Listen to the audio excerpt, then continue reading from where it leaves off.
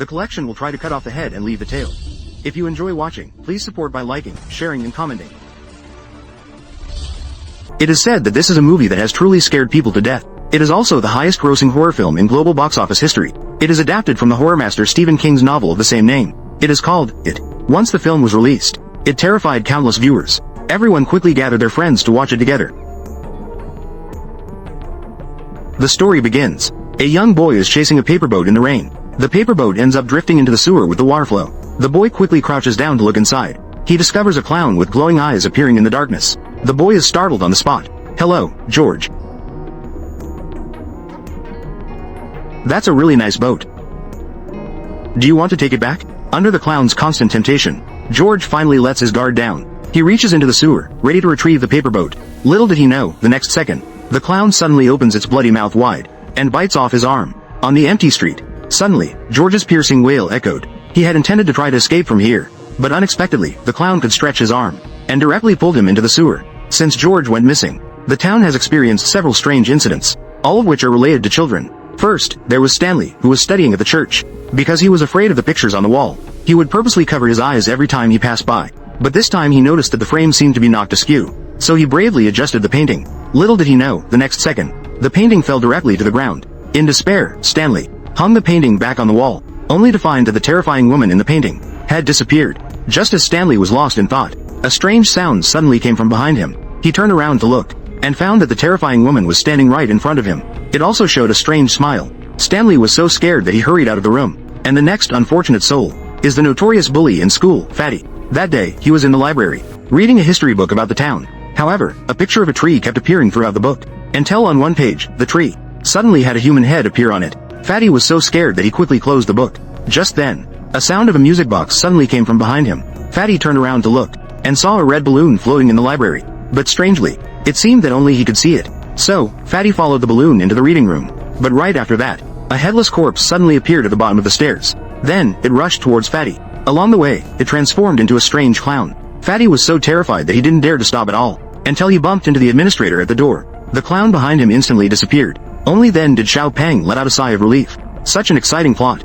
Definitely requires good equipment to watch. I just bought on iHuisho a second-hand iPhone 14 Pro Max, which was over 4,000 cheaper than a new one. iHuisho is a listed company that specializes in phone recycling. The second-hand phones they sell are all carefully selected goods that they recycled themselves. Official quality inspection, 7-day no reason return, 1-year warranty. In short, when buying and selling second-hand phones, trust the listed company iHuisho.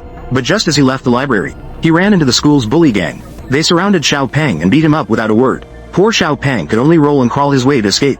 He eventually encountered Tan Li and several other classmates by the creek. After talking, he learned they had come specifically to help Bill find the whereabouts of his missing brother. Looking at the injured Xiao Peng, Bill decided to temporarily give up on searching for his brother. First, he took Lil Fatty to the pharmacy to buy medicine. However, the awkward part was that the money they brought was not enough to buy the medicine at all. At that moment, they encountered their classmate Bailey, who was also at the pharmacy to buy medicine. Kind-hearted Bailey, after understanding the situation, used her charm on the male cashier while paying. She successfully created an opportunity for Bill and his group to leave without paying. To thank everyone for their help, Lil Fatty invited everyone over to his house the next day. As soon as they entered, they saw Lil Fatty's bedroom, covered with dense and numerous documents. Lil Fatty told everyone that these were all historical materials about the town. He discovered through his research that this town has a pattern of experiencing a large number of missing children cases every 27 years. All the clues pointed to a place called the Well House. Bill suspected that his missing brother might have been locked up there. He then asked Lil Fat about the whereabouts of the Well House. However, Lil Fat regretfully stated that he hadn't found it yet. Everyone thought that Lil Fat was making up a story upon hearing this. Even Bill thought the same. But after a few of them left Lil Fat's house, they all coincidentally encountered strange things. Eddie, who had asthma, suddenly had an attack while passing by the haunted house in town.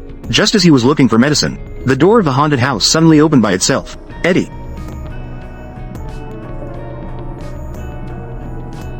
what are you looking for? The sudden voice startled Eddie. He intended to put the medicine back in his bag and take it later, but due to overwhelming emotions, he ended up dropping the entire pack of medicine on the ground. Just as he squatted down to pick up the pills, a withered hand reached out. Do you think this will help me, Eddie? This was the first time Eddie had seen such an ugly creature. Terrified, he collapsed on the spot. Immediately afterward, the monster tried to grab Eddie into the haunted house. Realizing this, clever Eddie deliberately ran away, avoiding the haunted house. Just as he was about to climb over the fence, the monster suddenly vanished, and not far away, A clown holding a bunch of red balloons was standing under the eaves. He sincerely invited him to come inside the house. "Come join us, Eddie. You will float here. We all float here." "Yes, we all do."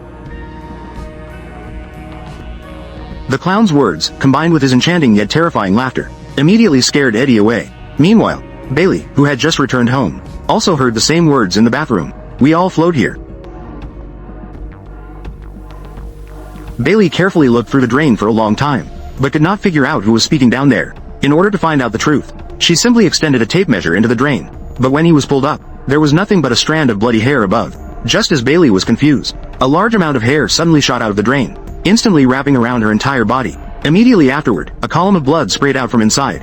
Looking at the blood-filled room, Bailey screamed frantically for her father to save her, but to her surprise, her father seemed to not see the blood-filled room at all. And on that night, Bill, who had been searching for his brother, encountered strange occurrences as well. He discovered the lights in George's room had actually turned on by themselves. Bill naively thought his brother had returned, but the room was still empty. I heard footsteps coming from the living room again.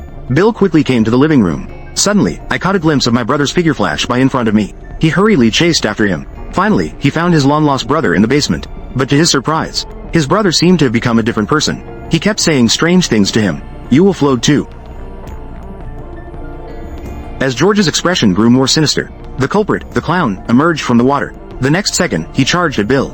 Fortunately, Bill reacted quickly. He hurriedly escaped from the basement just in time. By the next day, Bailey invited a few friends over to show them the bathroom. After learning that they could all see the blood inside, Bailey didn't know what to do either, but at least it proved she wasn't having hallucinations. When the group discussed the cause of the incident, they finally discovered that they had all encountered strange occurrences over the past few days, and they had all nearly seen that creepy clown. At that moment, a few people saw the school bullies and their classmate Xiao Hei's car parked by the roadside.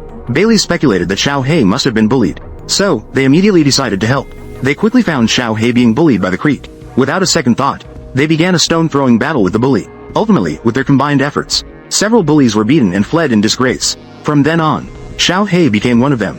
However, just as they returned to town, they found that there were more missing person notices on the street. Xiao Pang speculated that the disappearances of those children must be related to the clown. Xiao Hei, who was nearby, heard this and also talked about how he saw the clown a few days ago. He was working a part-time job outside at the time. Suddenly, he heard a noise from a locked door behind him. He turned around to look, and discovered countless charred arms trying to squeeze out from the gap of the door. "Customers please." Immediately, the main door was violently swung open by an invisible force. A clown with shining eyes was standing inside and greeting him. At this moment, the school bully suddenly drove through the alley in a sedan, and inexplicably gave him a scolding.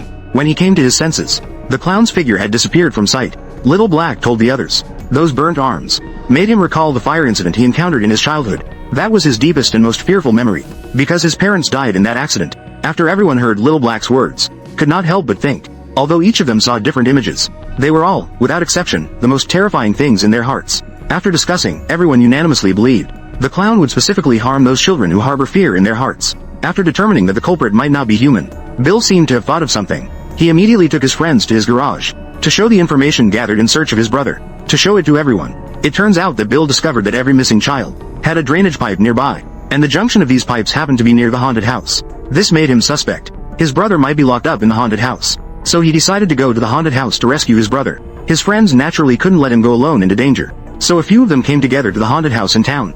Bill led Eddie and Richie into the house first. As soon as they entered, the three heard cries for help from upstairs. When they went upstairs, they indeed saw a missing girl. She was instantly pulled away by an invisible force. Just as the three were about to go rescue the girl, Eddie suddenly heard someone behind him calling his name. Just as he turned around, Bill and Richie had already entered the room. The next second, the door to the room closed automatically. Seeing this, Eddie hurried over to try to open the door. Unexpectedly, the floor of the corridor suddenly cracked open. Immediately after, a pair of strange giant hands clapped on his shoulder. "It's time for your medicine, Eddie." Eddie turned around to look, and it was that half-man, half-ghost monster again. Scared, he slipped on his feet, and fell straight onto the table downstairs. His arm dislocated on the spot, but before he could let out a scream, the old refrigerator in front of him suddenly opened automatically. Immediately after, a giant clown appeared in front of him in an extremely strange pose, then suddenly pounced on Eddie. Eddie, scared, kept slapping the clown's face.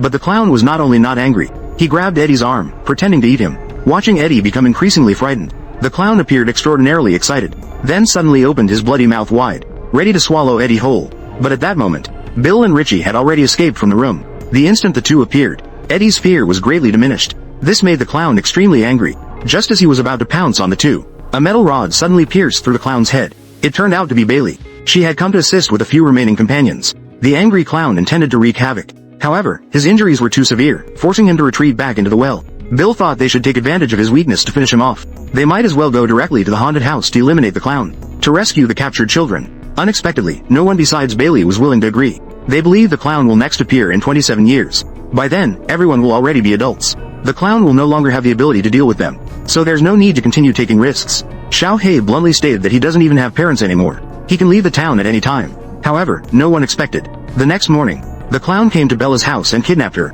Upon learning this, Bill's friends were instantly furious. They each brought a pile of weapons. They regrouped at the haunted house entrance. Then they swaggered inside. Meanwhile, Bella also woke up from her coma. She found herself surrounded by various children's toys. If nothing unexpected happens, these are all belongings of missing children. When she raised her head, she indeed saw countless bodies of the deceased children, floating in midair. At that moment, a strange noise suddenly echoed behind her. When she turned around, she realized that the clown was coming out, dancing a mesmerizing dance. But when the clown picked up Bailey and started yelling at her, the girl said something that surprised him. "I'm not afraid of you." The clown leaned over Bailey and sniffed her intensely. Sure enough, he did not smell fear. This made him very angry, so he had no choice but to put Bailey back into a deep sleep. When Bill and the others found her, they discovered that she was floating in midair like the other children. They were all suspended in the air. The friends could only work together to pull Bailey down, but she remained unconscious. At that moment, the chubby boy suddenly kissed her. It turned out that he had always had a crush on Bailey. He successfully awakened his beloved with his love. But just as they were caught up in cheers, Bill saw his missing brother. When George had his arm severed, appeared in front of Bill, he suddenly felt immense heartache, then slowly walked up to his brother, then pulled out a gun and shot his brother in the head. It turned out that when Bill saw those floating children, he realized that his brother had been killed. As expected, the fallen George suddenly convulsed, and in the next moment, he transformed into a clown. The others, seeing this, gathered their courage and fought the clown. Unfortunately, it wasn't long before they were defeated. Even Bill was caught by the clown. The clown noticed that the children's fear of him was gradually diminishing. He suggested that if he could take Bill away, both sides would bury the hatchet. But the clown underestimated the unity of the children. They held a determination to not fear life and death and to fight back against injustice. Once again, they struggled with the clown, and the clown became weaker because he could not feed on the power of fear. He grew weaker and weaker, to the point of being surrounded and beaten by the group of kids, until he completely dissipated. After the clown died, the bodies that were floating in the air gradually descended.